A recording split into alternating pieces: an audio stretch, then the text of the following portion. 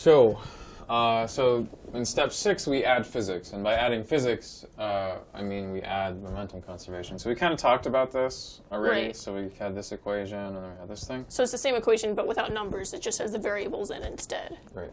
Yeah. In this equation, we do not assume that the blob has an initial speed of 0. Sorry, initial velocity of 0. So that doesn't cancel. So this is the more general formula, but. So here so we're going to replace this in the code with this code. So this VX code, blob. right? There it is. Okay. Is that at the beginning then? Well, the beginning just we don't sets want the initial velocity to change. Exactly. Oh, would it be maybe here then? So where we change the VX of the ship? No, that's just due to the thrust of the ship. It's only in the collision that we want this to happen. Right. So Right. Yeah, because that's only when it collides. Okay. Yeah. So if it collides, okay, so right there. So where we were just having it. Wait. What did we do? VX blob. Okay, yeah. So it's VX blob that we're changing. All right. So why don't you try that real quick and see what happens?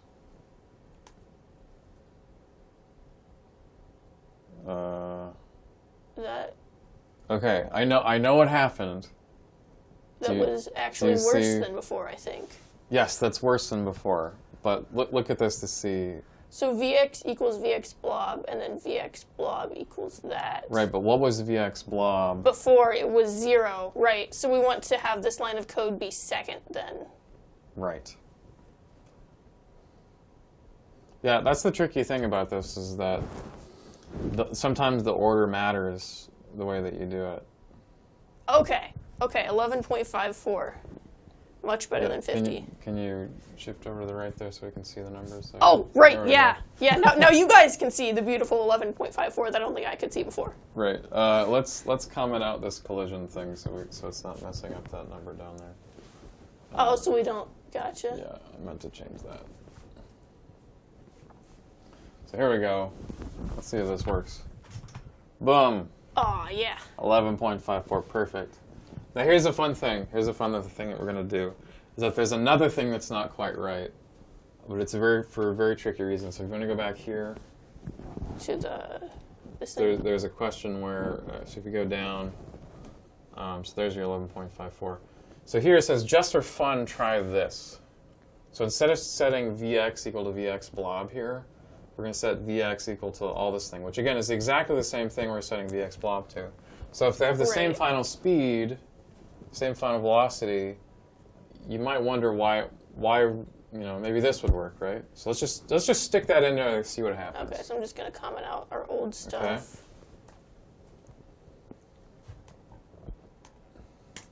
And then stick that there. Okay. So go ahead and try that. 14.03, so it's close, but it's got the wrong number somehow. Yeah, so a lot of my students do this. They think that you're like, oh, well, it's got roughly the right answer, and they'll say, okay, well, 14 minus 11.5 divided by 11.5, that's 20% off or something, and so, all right, our program works good. This is totally wrong, okay? This is too fast, and the question is, this looks okay, but what happened here? Maybe we can make this a little bit bigger. Do you know how to do the Control Plus thing? Yeah. Great. What, to zoom in onto the code? Yeah, that's perfect. Yeah, so let's go down there. So what is the problem with this code? You see it? Because it looks an awful lot like what we did before.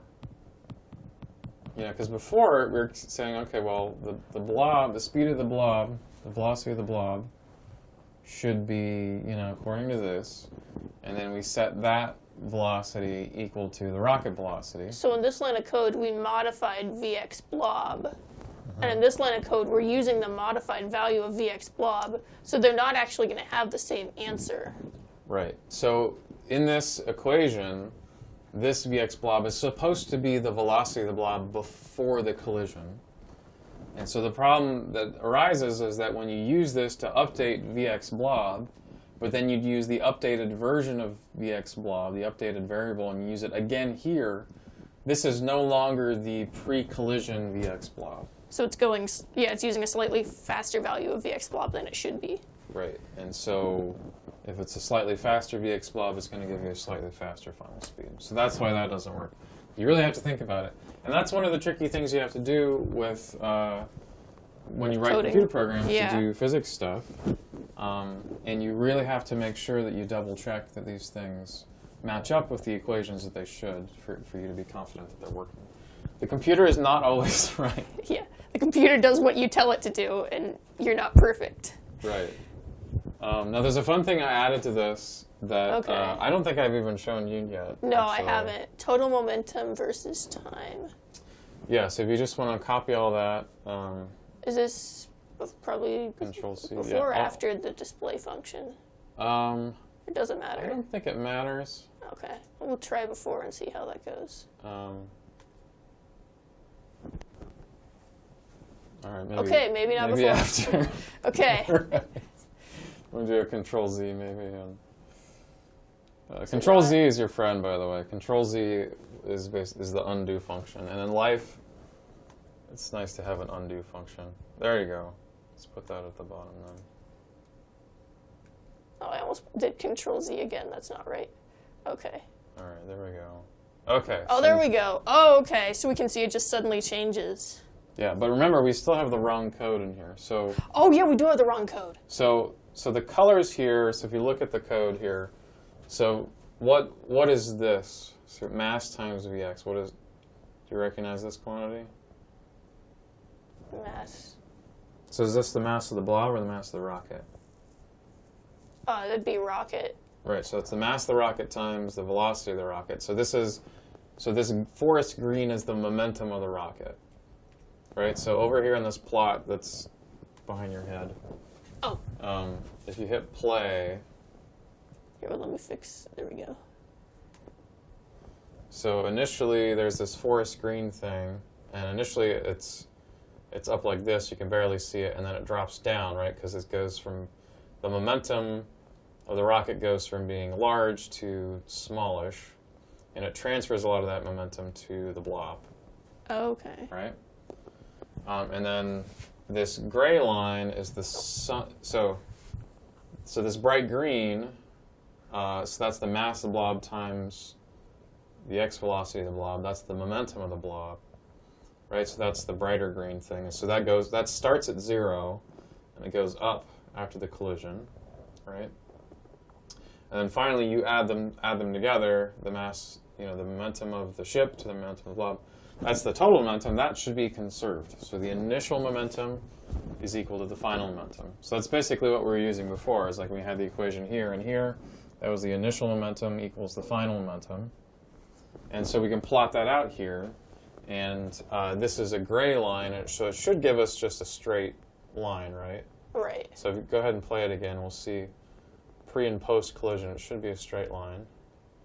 So there we go. So it goes straight, and even after the collision, it's just solid straight there. But if we go back to the old version, if we go back to the wrong version of this, we can see what happens. Okay. I got rid of the wrong code. That's all right. You can also just sort of copy paste the other line.